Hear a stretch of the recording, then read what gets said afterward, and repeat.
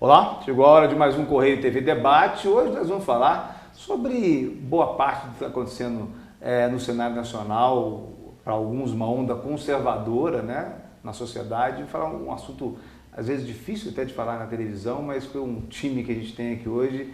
Acho que vai dar uma boa conversa e eu começo apresentando o Sebastião Vianney, professor, antropólogo, já esteve aqui com a gente outras vezes, o Alexandre Henry, que é colunista do jornal. Eu vou te apresentar primeiro como colunista do jornal Correio de Uberlândia. 15 anos já, né? 20 anos já como colunista do jornal Correio de Uberlândia, a coluna que a gente publica às terças-feiras no caderno, na contracapa do Caderno Revista.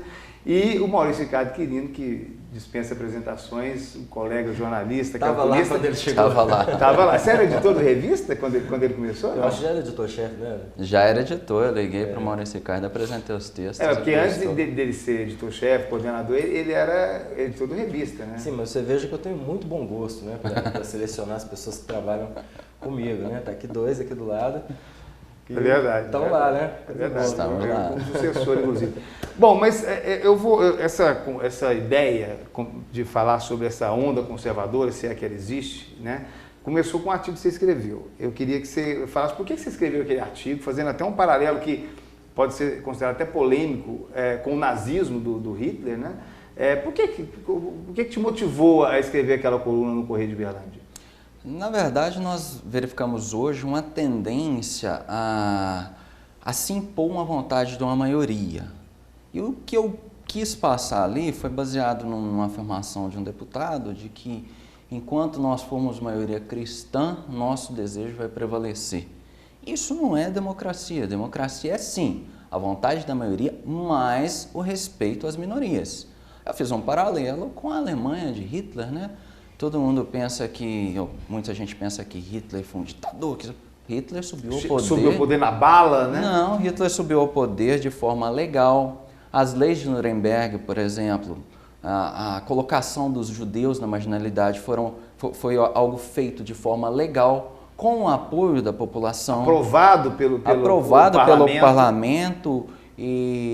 Ou seja, nós temos exemplos na história de que o caminho é perigoso. A maioria, naquele momento na Alemanha, inclusive o parlamento, votando para o que depois se transformou no Holocausto, com a morte de milhares de pessoas. Com certeza. E teve medidas da época do Hitler que foram submetidas a referendo popular. Não é dizer, olha, não, o parlamento ele estava comprado, ele tinha medo de Hitler. Não era isso.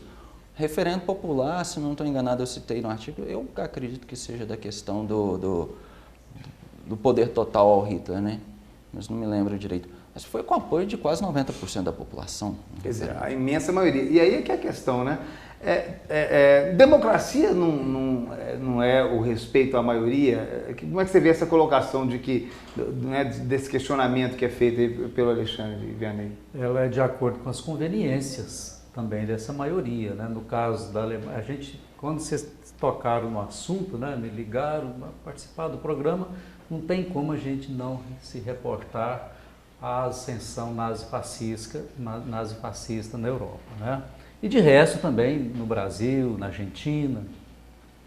Então vai de acordo com as conveniências dessa maioria. O povo alemão apoiou, referendou, né, a subida de um Hitler ao poder, mas porque tudo foi conveniente, não é que esse povo foi atomizado, alienado, enganado, iludido, que a gente construiu isso toda uma ideia de que a mídia... Fala-se muito na propaganda nazista. A propaganda nazista mas junto foi... com isso veio geração de emprego, controle de uma inflação fora de controle. Isso, zerou o desemprego, melhor, né? Vocês são o povo mais bonito do mundo, né? A raça superior, é a raça pura, então isso vai muito de acordo com as conveniências. Por isso que quando um deputado, né, diz uma frase dessa aí, e é muito irresponsavelmente, ele não tem a dimensão do Pode que ele está ter dizendo. sido irresponsável, Né? mas ele acha realmente isso, né? Assim, foi quase ele um ato acredita. falho do sujeito o que ele fala, né, o Maurício? Mas a gente vai chegar nisso mais tarde. Eu acho que é esse momento de polarização, que é uma polarização burra, né?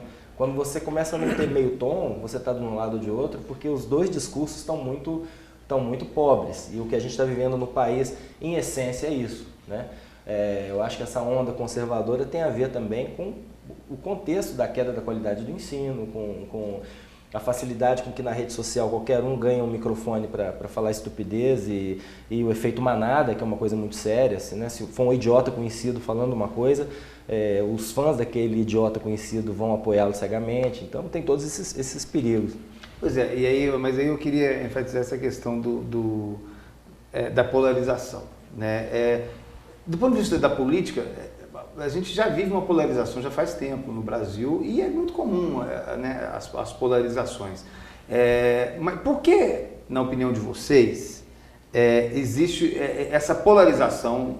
Eu acho que você já deu um pouco da sua, que agora está, de alguma forma, reforçando essa questão do conservadorismo. Bom, primeira coisa é que a gente nunca teve uma polarização como essa de agora, né? A gente que está vivendo aqui é uma guerra de torcida. Eu já até brinquei que em vez de militância partidária, em vez de se inscrever no partido, você vai ser sócio torcedor, né? Isso porque não tem sentido o que está acontecendo nesse país, né? O que a gente está vendo é o que eu estou dizendo para você, eu acho, na minha opinião. A gente não tem mais meio tom, não tem, a discussão ficou, falta de argumento, basicamente é falta de argumento. Então é mais fácil você se encaixar numa caixinha do que discutir viés, do que tentar enriquecer o debate. Né?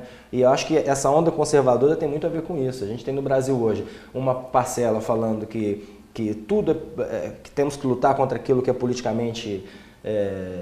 existe uma ditadura do politicamente correto, então quer que se libere tudo no que diz respeito ao humor, desrespeito a minorias, coisas absurdas, tudo é aceitável. E de um outro lado, uma contracorrente que é aquela de que o Brasil está virando uma bagunça, que estão querendo acabar com as instituições, com a família, tudo. Meio que tem liberdade demais essa outra corrente? É isso que ela defende? Não é isso, é que todo mundo tem espaço demais para falar e tem pouco debate de qualidade. Então você vai ter...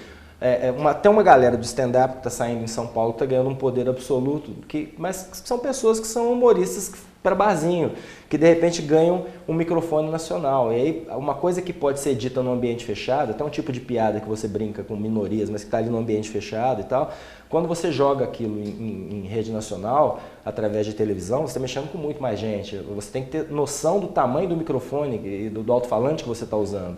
Então eles não têm essa noção desse lado. Do lado de cá, aqueles que se sentem agredidos, ou porque a provocação é religiosa, ou de qualquer outra natureza, a tendência deles é se fechar mesmo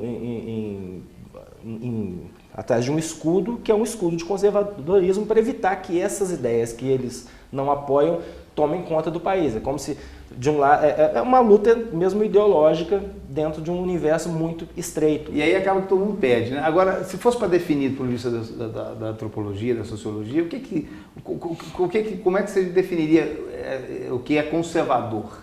Veja bem, eu penso da seguinte maneira, que nós vivemos numa sociedade de moda.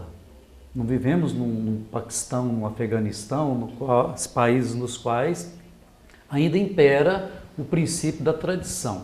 Tudo que é bom da tradição e tudo que é ruim da tradição.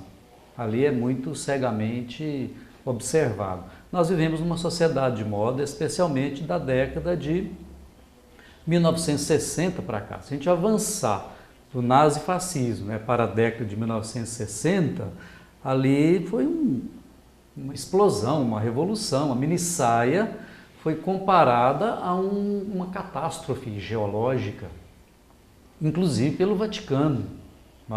A minissaia em 60 foi o casamento gay. O casamento gay de hoje. Não há como, numa sociedade de moda, frear essa dinâmica social. Vocês podem observar que, por exemplo, como o Congresso Nacional ele não assume posturas frente a isso, o direito assume. O direito foi lá e se adiantou a essa dinâmica social. Ele observou o que está acontecendo na sociedade. O Congresso não resolveu, ninguém teve peito para resolver, o direito foi lá e resolveu o problema do casamento gay, os problemas de herança. Na época em que a AIDS começou a estourar, as famílias mal esperavam, né, o sujeito morrer para pegar lá o apartamento dele, porque não ia deixar para o companheiro. E aí já tem gente reclamando do poder exagerado ao judiciário, né, em função desse vácuo que está ficando de poder. Essa é uma boa o próprio Congresso deixa esse vazio político aí, o judiciário ele tem que contemplar essa dinâmica social. Fato. Mas eu tenho uma teoria dessa onda conservadora que vai por um outro caminho. As razões não se excluem. Mas eu tenho a teoria, a partir daquela frase, eu até escutei ontem, achei interessante, que diz que aos 20 anos, quem não é de esquerda não tem coração, e aos 50, quem não é de direita não tem cérebro. Nós sempre temos uma juventude mais ligada à esquerda, e a esquerda tem uma ideia mais progressista em relação aos costumes sociais. Porém, nós estamos há mais de uma década com governos de esquerda, em tese de esquerda, que agora começa a ter uma rejeição muito grande.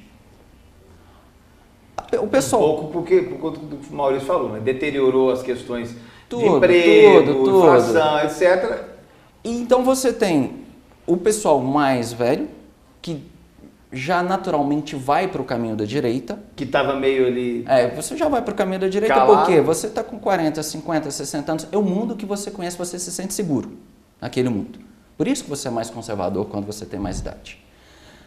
A juventude, por outro lado... Gosta menos de mudança, quer menos mudança, mais estabilidade, e aí mais rigor, mais... E a juventude, por outro lado, que sempre vai mais para o avanço e mais ligada à esquerda, que é mais ligada à evolução dos costumes sociais, ela está órfã da esquerda, porque ela está decepcionada com essa esquerda. Por isso você vê ela não vê com quem se identificar. Você vê gente jovem hoje, muitos jovens defendendo, por exemplo, a questão das armas, a questão da punição ao adolescente infrator. Não, manda pra forca, fuzila. Pena de morte. Volta dos militares. Você vê moleque de 20 anos falando da volta da ditadura. Mas é justamente por isso, porque perdeu a referência da esquerda. A nossa esquerda, que era o PT, se desfez, está acabando de se desfazer, e a juventude está perdida. Aí você vê a juventude caminhando para o lado conservador, parte dela, aí você ganha uma maioria conservadora, porque você já tem pessoal de mais idade conservador e tem uma parte da juventude que caminhou para esse lado. Eu acho que você pegou num ponto e que a gente precisa desenvolver, mas infelizmente tem que chamar um intervalo para a gente continuar esse papo na sequência. Já pensou se existisse um site aqui, bem perto de você e do seu negócio, que tivesse mais de 3,5 milhões de visualizações de páginas e 800 mil visitas no mês para você investir sua marca? Pois é, esse site já existe. O Correio Online é o portal de conteúdo mais acessado da região e agora está ainda melhor e mais completo com novos conteúdos e editoriais. Além disso, no novo Correio Online, seu anúncio tem resultado comprovado e a garantia da visibilidade da sua marca por um público inteligente. Agora, é possível mensurar os resultados da audiência do seu anúncio através do Ad Server. Desenvolver links patrocinados com imagens, criar banners relacionados a conteúdos específicos e muito mais. Não perca tempo, invista a sua marca no maior site de conteúdo da região. Invista no novo Correio Online. Acesse correiodeuberlândia.com.br, confira as novidades e anuncie. Claro que a conversa continua aqui no intervalo. O que você achou dessa colocação do Alexandre e Maurício, né, de que tem a parcela mais velha da população, que já é naturalmente mais conservadora, né, porque são pessoas que querem mais segurança, mais rigidez, mais controle, e os jovens mais progressistas, mais liberdade, mais tudo pode, e que nesse momento parece que esses jovens perderam essa referência do ponto de vista, pelo menos político. Você concorda com essa análise? Eu concordo, vou jogar até mais um elemento aqui, que é a questão também da forma com que os últimos governos vêm trabalhando a ascensão ao ensino superior no Brasil, porque as universidades sempre foram celeiros de formação de esquerda, né? Aquela coisa da insatisfação popular, porque se chegava até o nível superior com um grau mínimo de percepção do mundo e de instrução para poder debater política, entender política. Agora, hoje, o sistema é feito de forma que um analfabeto funcional, uma pessoa semi-analfabeta, consiga sair com um diploma numa faculdade pública. Você está falando, por exemplo, das cotas? Não, cota não, de forma alguma. Estou falando da proliferação das faculdades facilitação privadas, que com prestações muito baratas, com auxílio do governo, mas tudo isso aquilo. não é bom? Por mais que... Seria bom, César, se tivesse qualidade, mas o que acontece? Essas pessoas chegam despreparadas para qualquer tipo de reflexão, né? Aí, com todo respeito, você quer entrar na do Zeca Camargo, pelo amor de Deus, você quer o negócio do sertanejo universitário, que vira brincadeira, né? Porque o que é o universitário hoje em dia, né? Aqueles celeiros mesmo de esquerda que eram os centros universitários, né? Que o resto do mundo também, aqui era mais politizado em função da ditadura, mas sempre foi o lugar onde as transformações, as revoluções começavam, nos campi universitários. E o que acontece no Brasil hoje é que não tem mais também essa massa crítica sendo formada. Nem na universidade pública, você acha que tem? Porque Bom, aí eu vou deixar a resposta para o professor. Mudou esse perfil, Vianney? Assim? Olha, eu vou dizer uma coisa. Você que é professor... O Cazuza, ele já cantava lá na década de 1980, ideologia, eu quero uma para viver. Que paradigma essa juventude tem? Que é o que o Alexandre e ao mesmo falou, tempo, né? essa juventude que está chegando... Você acha que está nesse momento, ideologia, eu quero uma para viver? Ao mesmo tempo, falta mesmo disso, de paradigma, né? Essa juventude que tá chegando, ela não deixa de ser uma ameaça para os mais adultos. E não quer dizer que os adultos sejam maduros. Idade não é sinônimo. Mas você sente que as pessoas que estão entrando hoje na faculdade, assim, em relação àqueles que você dava aula há 20 anos, como é que é visível essa queda até da capacidade cognitiva? É visível. E o fato de eu dar aula em instituição particular é reveladora mais ainda da carência, né, na formação básica. É impressionante. Deixa eu colocar uma outra questão. Então, além disso, a carência na formação da cidadania, formação política. Pior ainda, e aí entra de novo aquela questão do Zeca Camargo, também não dá para polemizar, né? Não. Do consumo, vamos consumir o que é mais fácil. Só o que é mais, pegando uma carona aqui no que o Maurício Ricardo falou, é a questão da universidade, o que aconteceu, na minha opinião também. As universidades públicas, elas sempre tiveram um movimento estudantil muito forte, ligado a ideias de esquerda.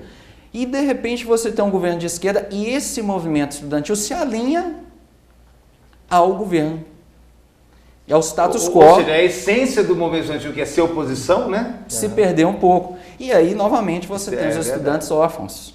E aí, ideologia, eu quero uma para viver mesmo. Só para complementar, você pode observar que quando vai se chamar para, vamos fazer, organizar, DCE, DA, parará, o discurso é o mesmo da década de 1960, porque não há um novo discurso. Né? O que esse discurso fala? É o discurso da multinacional, é o discurso... É o mesmo. Né? É o Eu dizia mesmo discurso. isso Da exploração da exploração, empresário, do capitalismo, para essa coisa toda. Mas aí, o que vai entrar na prática ali? A carteirinha.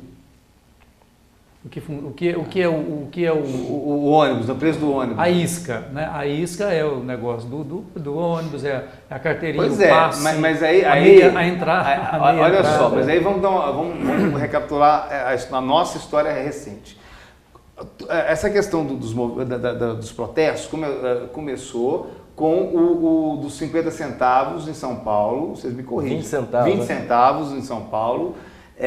Com um movimento muito nessa linha, de uma galera mais anarquista, bem oposição, muito bacana, que na verdade é fora FMI, blá. Em junho de 2013, eclodiu aquela insatisfação da sociedade como um todo, principalmente a classe média, aquela classe média antiga, não essa que passou a chamar a classe média, contra corrupção, mas aí contra corrupção, contra partidos de maneira geral, não um especificamente. Aí que está o negócio, César. Esse movimento... E agora chegou ao ponto, aí esse ano, agora já em 2014, durante a COP 2015, já é um movimento mais da turma do redução da maioridade penal, contra especificamente o PT, a volta da ditadura, ao sistema como um todo. Eu acho que junho de 2013 é um ótimo exemplo disso que a gente está falando aqui, porque de repente você tinha uma insatisfação geral que encheu as ruas, que foi quase do tamanho do movimento do Diretas Já, mas não tinha articulação. Quando eu digo articulação, não é articulação política,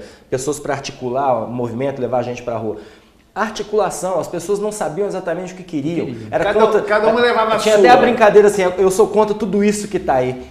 tudo isso Tanto que é tá que aí... não teve continuidade. Né? Porque não tinha uma causa, era difuso, as pessoas não conseguem Mas agora articular aquilo. a causa agora é fora Dilma, fora PT. Eu acho que a tendência é piorar, porque eu não vejo nenhuma recuperação dessa capacidade das pessoas de reflexão. Eu acho que cabe aos formadores de opinião tentar alimentar esse tipo de debate, que é um debate mais aberto, mais provocativo, em vez de ficar marcando posição. Mas até as pessoas que formam opinião no Brasil hoje estão alimentando a polarização. Mas eu quero jogar outra coisa, porque o que me preocupa nesse movimento todo, eu acho que sempre quando vai protesto, vai para a rua, eu acho que é bom porque é isso que alimenta a democracia.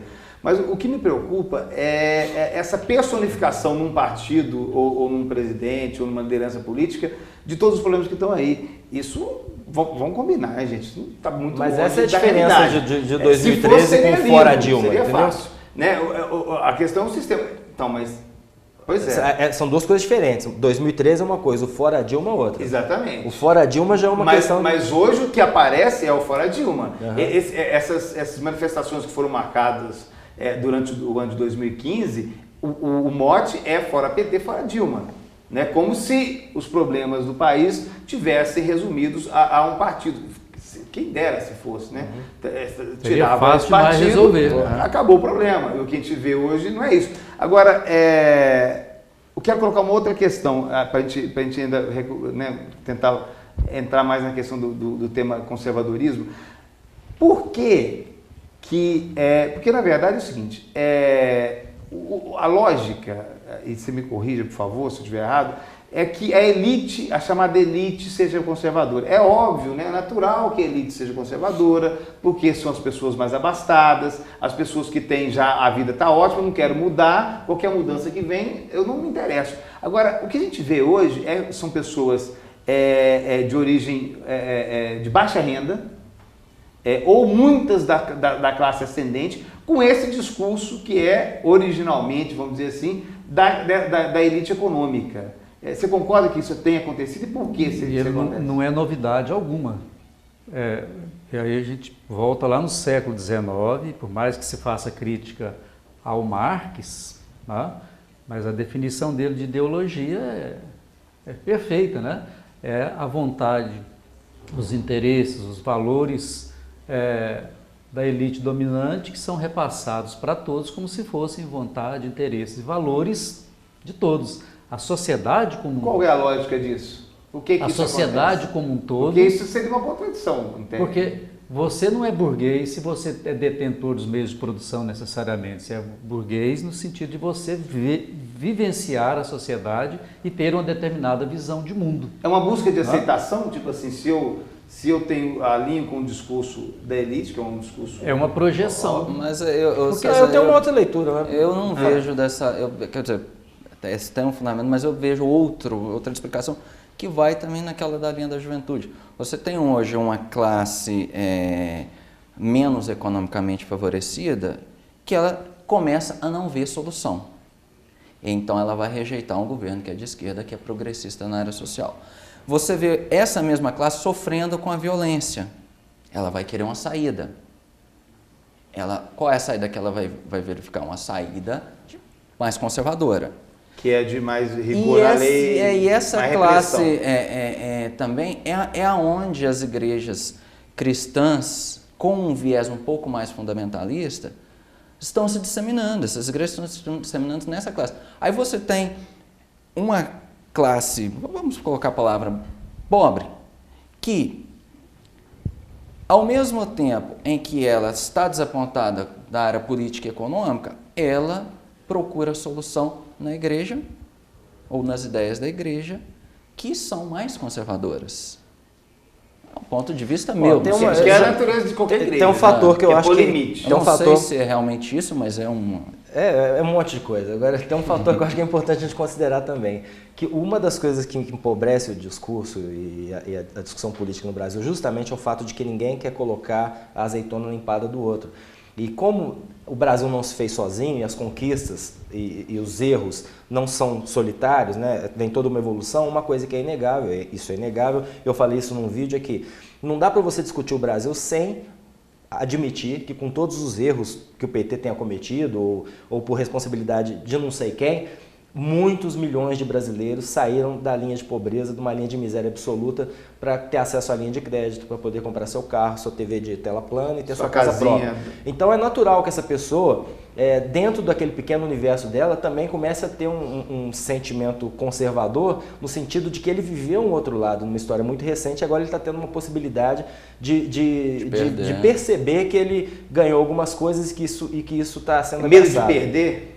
É porque houve uma ascensão social nesse país. Mas a lógica não seja, foi esse governo que me proporcionou isso. A lógica não seria ficar do lado desse governo? Sim, mas na hora que começa a perder, começa a buscar alternativa, que o Alexandre está falando. Começa a buscar alternativa. Mas tem a ver com uma formação social também. No período que era crescente a esquerda na década de 1960, nós não vimos o referendo popular para isso. Aliás, a maioria da população, na época, apoiava a ditadura porque entendia que ela era a solução contra os comunistas, contra os novos costumes, contra tudo que poderia mudar.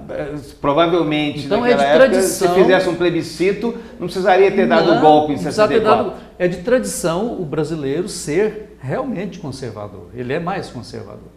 Agora, tem por que o brasileiro é mais conservador? Pelas origens? O português, ele é tradicional. Se você ler, por exemplo, lá o Gilberto Freire, o Casa Grande Senzala, ele vai mostrar onde é que está a origem. É a nossa origem portuguesa. A base da nossa formação. Aí é a colonização se fazendo presente, vamos dizer assim. Se você verificar, nós não temos um embate de negros e brancos como nós temos nos Estados Unidos. Entendeu? Lá o negro fala, não, eu vou comprar na loja do negro. Isso nós não temos aqui. Nós temos uma sociedade, eu entendo, mais apaziguadora. O que não quer dizer que não haja racismo, né? Não, mas não é essa a questão. Não é com esse viés. Mas é uma sociedade mais apaziguadora. De posicionamento mesmo. E está lá no Gilberto Freire também, né? Tem um certo eugenismo ali que remete ao nazismo, que eu não gosto muito, no Casa Grande Senzala, mas tem a coisa da formação mesmo. Tem uma análise bacana de onde a gente veio, né, que vale a pena. Eu tenho encerrado, nosso tempo terminou. Mas e aquela história lá dos prós e dos contras? Pois é, mas aí essa é a boa notícia, é que nós vamos continuar essa conversa. Eu tenho que encerrar aqui, porque nosso tempo terminou, mas na semana que vem, nós vamos continuar com esse bate-papo aqui, com esses mesmos convidados. A gente promete que vem com a mesma roupa até próximo. Para provar que é o mesmo programa. Talvez até eu peço para vocês mudar de lugar, para o telespectador saber que já é o seguinte.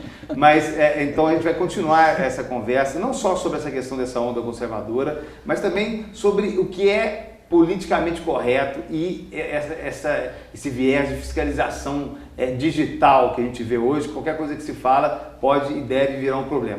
A gente se encontra na próxima semana. Até lá.